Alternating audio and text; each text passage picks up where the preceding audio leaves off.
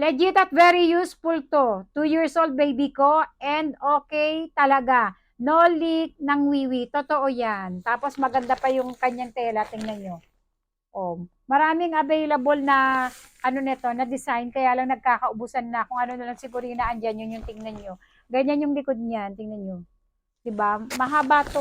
Ayan o, ganyan kahaba. 90 cm to by 70 cm. Ganun siya kalaki. Ayan, pwede to pag may mga picnic sa stroller.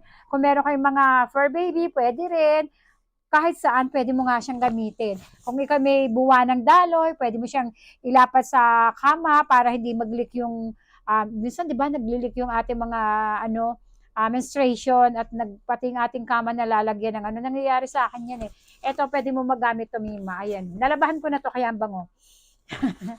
Kasi nga, ano nga, gagamitin namin, ayan o. Kasi nga, pwede mo ito magamit kahit saan talaga eh.